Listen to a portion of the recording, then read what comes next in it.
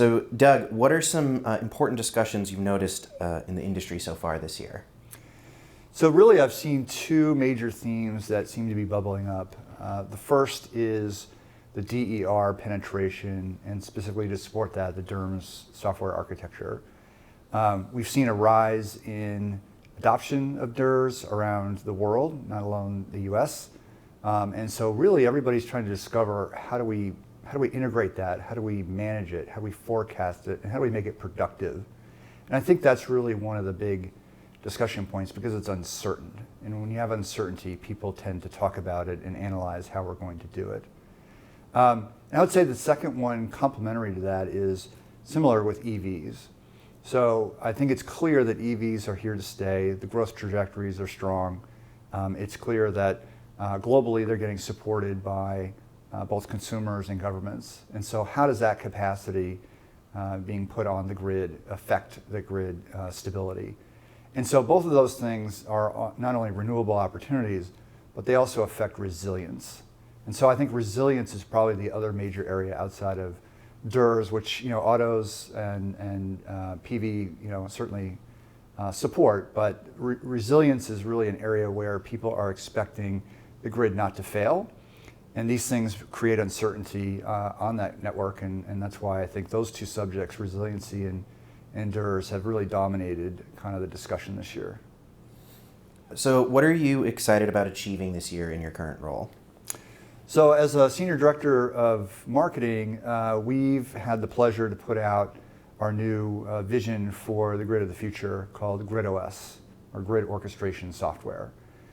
This is our way of using renewables in its most optimal points, being able to orchestrate all this capacity in a way, in real time, that benefits everybody.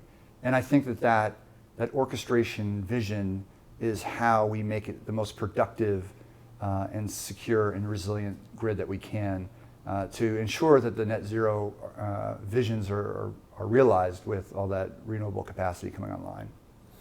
Yeah. So the theme for this year's ETS, Keep Earth Weird, it's focused on highlighting and elevating the humanity behind tech and businesses. So what are you most proud of at GE that elevates human connection? So I think we talk about community. I know some of the themes around this conference were about community. How do we support different levels of community around the country and around the world? I think renewables, I think the pushing the prosumer, having people make energy part of their daily lives as a support structure can really elevate the community at large. And I think that's where GE in particular, who supports obviously with various businesses, the renewables area as well as our grid software, to drive those costs, drive those availability down to everybody equally. And I think I'm pretty proud that we're in an industry that's able to do that. So as we reflect on ETS's 10th anniversary, how has energy in your life and career changed in the last decade?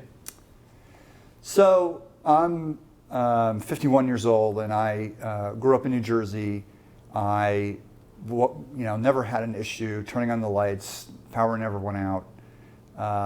No one ever asked questions about it. You just simply turned it on, turned it off, paid the bill. Over the last several years, you've noticed that, with the 100-year storms becoming not 100 years anymore, intermittency is kind of kicking in. We've had a couple of results here in Texas in the last several years. And so now it's not as dependable as we once did because of all these extraneous factors. And I think that transition, now we're more aware of the power around us versus just taking it for granted. And I think that conversation has reached most households just because of the effect of these, superstorms or tragic events, fires in California, where you're like, yeah, power is now a tabletop discussion, whereas 10, 15, 20 years ago, no one ever talked about it. So I think it's really an area that's going to get more attention going forward, considering the intermittency that is possible with storms and renewables. And I think it's going to be a higher demand for the utilities and ourselves to make sure it's secure and reliable all the time. Yeah, the energy industry certainly changed. This event has certainly changed. Right. Have you undergone an evolution in your career and personal life? So I would say that, like anybody, when you have a family, you have children, one generally looks back upon your own life as you see your life passing through your children, and what does that mean? I've changed because now I recognize more now than ever that the world that I'm going to leave behind is for my children.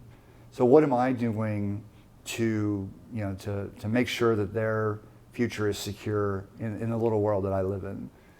Things like environmental awareness in our industry. It's just making sure conservation, doing things the right way. So I look at it as an opportunity to pass forward what we've learned, specifically in our industry, and just make them more aware. So I use kind of the parenting child relationship as somewhere where I've grown to be more aware, and how I've changed. And finally, how are you, in your own way, keeping Earth weird?